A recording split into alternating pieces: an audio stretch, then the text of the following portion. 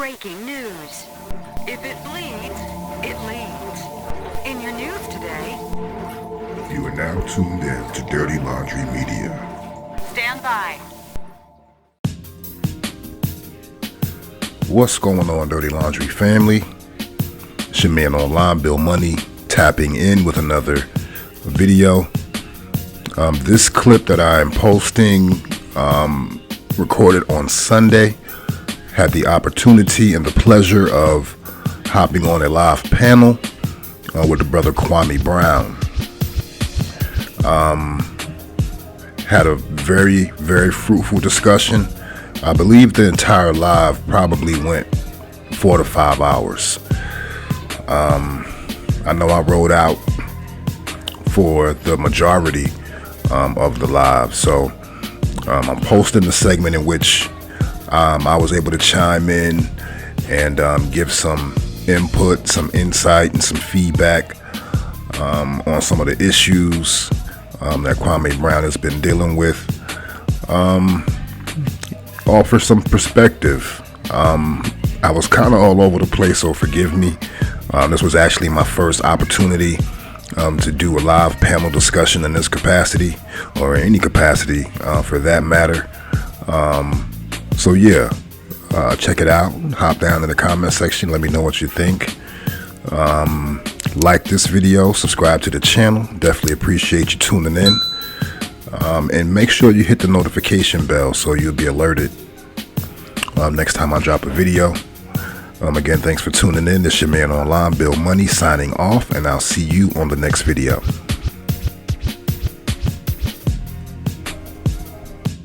Good morning. Good morning, good morning. Mr. Brown, Gravity, Mr. Skinny, good morning, good morning. How's everybody doing today? Salute, bro. So yeah, I'm just chiming in, you know. I, like everyone else, have been following Mr. Brown. I think I've been following him since around May, you know. This whole thing kind of broke open. Definitely remember Mr. Brown, you know, early in his career when he came in, made the splash.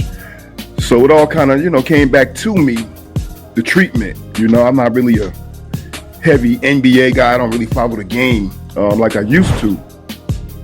But tuning into Mr. Brown, it was refreshing because he was amplifying a message that a lot of us brothers been feeling in our hearts, been expressing in our circles. But to see somebody with a large platform, you know, take the reins and kind of run with a message that you feel needs to get out, is definitely, you know, I'm all on board. I'm on board. And I just wanted to start off with a quote. And this kind of encapsulates this whole thing about agreement, disagreement, I'm right, you're wrong. And it says that in the essentials, we should have unity, and that's in the things that matter. In non-essentials, we should have liberty. And in all things, we should have charity. And that means we should, in all things, operate from love, compassion, understanding. And that for me is the essence, because, you know, I definitely have dropped commentary on some of Mr. Brown's videos. And I believe I have 2 channels, by the way. One is Dirty Laundry Media. One is Streets Gotta Eat. And they started messing with my Dirty Laundry Media channel when I started amplifying Mr. Brown's message. So, of course, I'm seeing everything that's going on. And I'm losing my train of thought because I took so long to get in here. So, excuse me, brothers. Good. Thank you. But it was important to me because, like, even when I'm posting videos on my small platform, you know, I have brothers who will come to my platform to complain about Kwame. And it's amazing to me how you found my platform. I'm like, you know, I got 100 subscribers on one channel, maybe 2,400 on another. But you guys will seek the internet to find other people to express your gripes with. That's, to me, that's energy wasted. But it also shows to me that you're saying something and you have something that they want. They're just not real enough with themselves to say, hey, he got something I want. Let me watch this brother and stick close and try to absorb some of these qualities, absorb some of this knowledge, some of this wisdom. You're a young man. You're 40 years old. I'm a little older than you. I'm 49 years old. So you're right there where you kind of can easily bridge the gap between the older generation. You was raised around some older, wiser people, and you seem to have encapsulated that wisdom. But you're still young enough and swaggy enough to attract the younger generation. So, I'm definitely, here for the movement, because the go along, get along game in politics is real. In entertainment, real out here. Even in our personal circles, the social pressure. I've been reading a book, and I just want to drop one book on you guys. Yeah. When I did 5 years in prison, I had a lot of time to read. You better not say that, TJ Harris. And this book here is a book that I'm reading now called Steadfast Democrats. And it's a politically focused book, but what it talks to is how we're socially constrained, in this instance, to vote one way. They portray things in the media now. They'll portray black people in the media as if we're all happy to vote Democrat, and that's not true. Right. But if you watch the news and you see souls to the polls and you see black folks dancing to the polls, it'll create an image. Because most black people are conservative. If you look at the data, we're conservative in our dealings. We're just liberal in our politics because of the social programs that they've made available to us to keep us on the wheel. They've used the social programs to lift our black women up into position and to marginalize the black man. Once you take away the black man's financial mobility, he's dead in the water. He could be a hell of a nigga, but if he doesn't have some finances, he's not worth his weight in this society. We'll easily discard that brother. You know what I'm saying? It took me so long to realize certain things, to the point where, I always relate my struggles to the larger group, because you'll go crazy if you feel like you're the only one that's going through these things. Right. Brother complained on my channel, why Kwame airing out, his baby mama? I'm like, I can relate. Right. Because my baby mama got me 40 back in the hole right now. You know what I'm saying? Not to cut you off. The people, go ahead. The people who do that, they already don't like me. The people who don't do the research to say, and even when they ask the question, once I give you the logical response, like, hey, my baby mom called the police on me. I ain't saying all women are this and that. I big up women. I'm talking about my mama's cooking. But there are certain women, like the woman who allegedly tried to get the semen out of Drake's trash can. There's women out there that are like that. You think that relationship, if they would have had a baby, you think that relationship would have went well?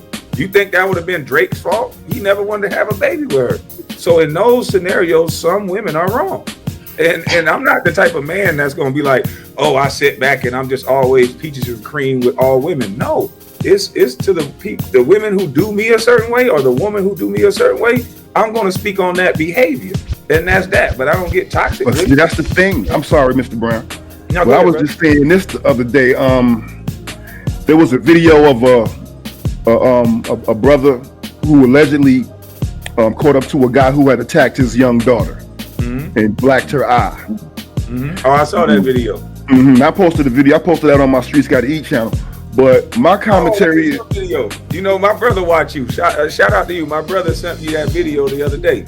Who's the brother? That was your video, but now that I'm hearing you, you said that 2 times. Streets gotta eat. Streets gotta eat. They dragged the dude down, and the little girl had the little black mob came out, and he almost got some community justice, some village discipline. Right. But they want to say masculinity is toxic. Right.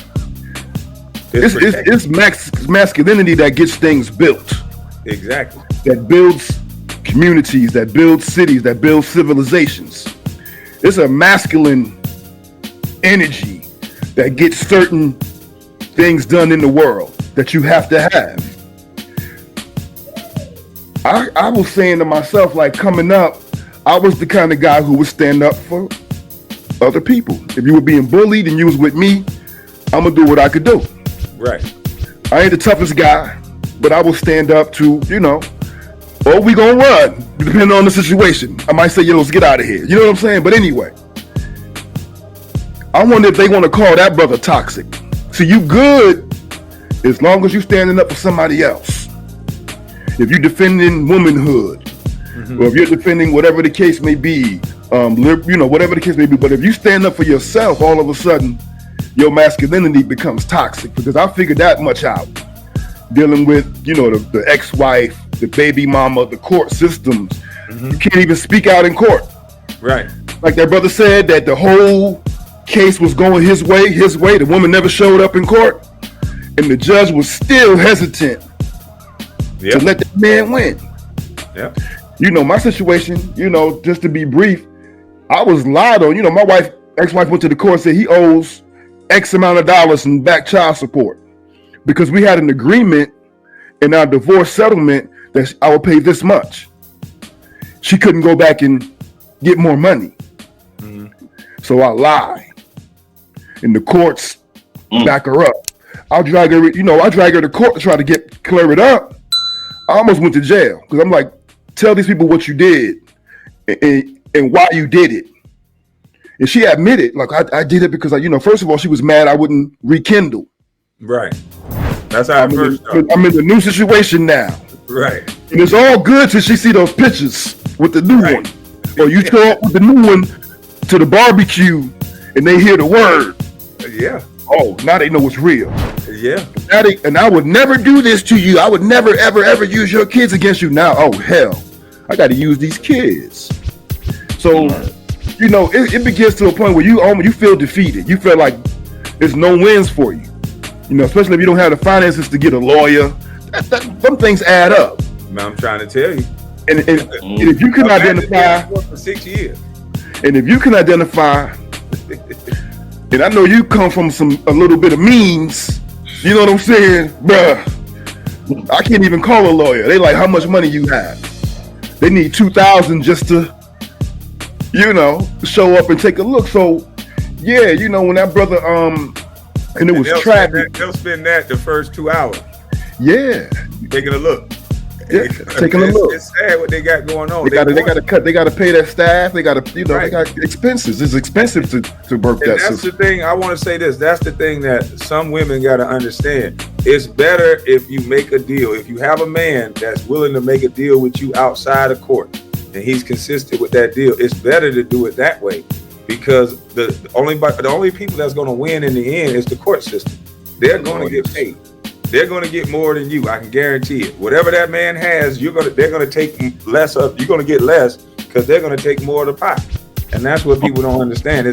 But I think a lot of these women, that's what they're out to do. Try to control your pocket so you can't move on in the right way. You can't move on. Yeah. So you can't settle down. Deposits from us, and then they can go live a great life. They can get another man to supplement their income, and they can live great. And then no matter what happens, you're always the bagger. Because what happens, and I testify to this, once your kids start to be used against you, that creates, at least with me, it creates a barrier of communication. Right. It's hard for me to be open. It's hard for me to be me. Yeah. Because I'm in such a financial pinch. I know my kids are being used against me. I can't tell my truth. If I tell my truth, oh no, you can't say nothing. You can't say that. But the mom can sit around and program the kids all day long, every day. Yeah, you supposed to just take it. I'm supposed to just take it. I can't come around and be like, son, the reason why things is messed up is because your mama got these 40 racks on me unjustly. I don't have money to take you to Six Flags. Right. I don't have money to take you on a trip because I got this bill hanging over my head. Yeah. Now, I'm not mad at you. You know what I'm saying? I'm mad at your mama. But we don't ever have the chance to get our narrative. And I think this was the overarching theme of your movement and all the brothers and sisters who are amplifying your message is we need, they say that you got to come together every now and then to galvanize, to rekindle. You got to get together with your brothers, your sisters, your family, and pat each other on the back, give hugs and words of encouragement before you go back out to this world. Because you're going to get beat down. You know what I'm saying? I've been so low to the point sometimes where I was wondering, like, am I even useful, even being here still? Dang. You know what I'm saying? Like, what the hell? As a man, It's like that, brother. Everybody. no, I'm just being real. You know, I have never. You know, these thoughts go through your head. You know, these are thoughts. You know what I'm saying? And you got to ask yourself questions sometimes to see where the hell you at. Because, you know, I always try to bounce back. But I ask myself these questions because you're constantly being bombarded. Your family, you know, it's so hard. I don't even want to go into, you know what I'm saying? Yeah. But I appreciate you, Mr. Brown. Let me say this to you, brother, and that's sad to hear, and it's humbling as well to hear another man be as honest as you just was. But just imagine how these children feel. You know what I mean? You as a grown man having that revelation. Imagine how these children feel. Young boys that don't have a father already. They can't see what a true man is. Identify. They're trying to identify with mama's boyfriend that's here this month or however long he's here. He only here for one reason. Spiritual connection to the child. So now this kid is seeing his sister get praised. Black girl magic, black girl this. What does a black boy turn to? He turns to his rappers. He turns to the streets. What are the rappers telling us? Molly Percocet, get a pistol in your pants. They're emulating the leaders that they put in front of us. We do a gangster movie every year. We get on Instagram and Clubhouse, and the interviewers on the biggest platforms ask the same type of black men the same type of questions, and it gets aired out for the whole world to see. Especially on that Vlad, bro. Yeah. I'm here. Especially on that Vlad. You have a white cop who didn't grow up around black people, and all they see is the guns, the drugs, and the things that we speak about. So that they're trying to justify, if you notice, they try to justify every killing with "I was scared." What's making them afraid? Have anybody asked what is making them so afraid? And they're not afraid, but they're using the narrative. Right. You feel me? Yeah. They're using the narrative that's been created. Some super killers. Yeah. They put the narrative out about me. It's all about the narrative that they put out. Certain buzzwords. That do not hang around black people at all. But they hear what they see. They're seeing and hearing the same narrative about black folks. And that's what I was feeling you when you was, talking about Vlad, how he uses his platform to spin the same narrative, no matter the guest. If they're black, he wants to know there's a couple things, and I talked about this as well on the video that you addressed, Vlad. He wants to know, for one, were both parents in the household? Are you from a single parent household? If you say you're from a 2-parent household, oh, he's surprised. But he wants to weave that narrative. Look, see, another single parent household. Yep. And he knows what New York was like during the 80s, or what the streets was like during the 80s, even though he's an immigrant. Everybody knows what crack did to the black community in the 80s, but he always starts there as well. Well, what was your neighborhood like in the 80s? When you were growing up? And he always leads with the negative. He may talk about their music, about a 5th or 6th or maybe the 20th segment. He might talk about the music. Let me hear about the criminal past you had. I don't know none of their music, but I know all the artists they done dropped, and how many times they done spun on the ops. Yeah. And how many of their mans, baby mamas they done knocked down. I know all of that. Have you ever killed anybody? Like what? Basically. Excuse me. He might as well just get right to it. How many times you bust your gun? You know what I'm saying? Yeah. I ride through my neighborhood. They know I'm the man. They scared of me. Yeah, he had that brother on there talking about, I was the biggest gangster in Flatbush. Now that brother in the feds. Because you want to get on there and beat your chest. You know what I'm saying? Yeah. And it's something that a brother Antonio Moore called the decadent veil. And it's how they use the illusion of celebrity to control us. We live vicariously through our favorite celebrities. Yep. So even though we poor as dirt as a group, it's all about who we'll look at Oprah, we'll look at LeBron, and they'll hold those guys up and say, look, you guys are successful. See? So when Donald Trump said, what do you guys got to lose? We got Oprah, we got LeBron, we got mad at Donald Trump when he called us out. Yeah. He said your schools are failing, your neighborhoods are crap. Yeah. You guys been on the Democratic plantation for 60 years. What the hell do you have to lose? And we got mad. We should have played that Outkast song. They don't want to hear the truth. So they don't. To them, make it sound fly to them. That's all. Exactly. Exactly. So when he said the truth, we were like, no, we're not poor. We held out one or two of our rich celebrity friends, icons, or maybe one person that we know who got a little bit of money, who don't put us on. You know what I'm saying? Who keep that money to them. So it was like, let's look at our bottom line politically. Let's look at the money that we don't have in our pockets. Shout out to Ann. And let's try to, move accordingly. We do things out here every day to eat. We work when we build, and we're trying to eat. We're not trying to win a popularity contest. I don't care who likes me. I don't care who packs hot sauce in their purse. I don't care who's brown. I don't care who has melanin. You know what I'm saying? The bottom line, when I know I'm all over the place. Can you say that last part one more time? What was it? I don't care who has brown. melanin, because the new thing is right. the black face. Black like me. If they could just pay for the black face, then what? Right. That black face is gonna tell you whatever they want to tell you. Hello. Yep. Hey, salute to you, brother, man. Shout out your channel one more time. We're gonna let thank you. I got 2 channels, Dirty Laundry Media. Okay. And then I got Streets Gotta Eat. That's the one I'm working on building up now, because you gotta have 2 or 3 backups with YouTube, the way they trying to chop us down for speaking the truth. So salute to Mr. Skinny. I've been peeping your channel out lately. But yeah, love to you, brothers, and I'll be chiming back in. And you guys have a great Sunday. Stay safe. Appreciate it, brother. You too.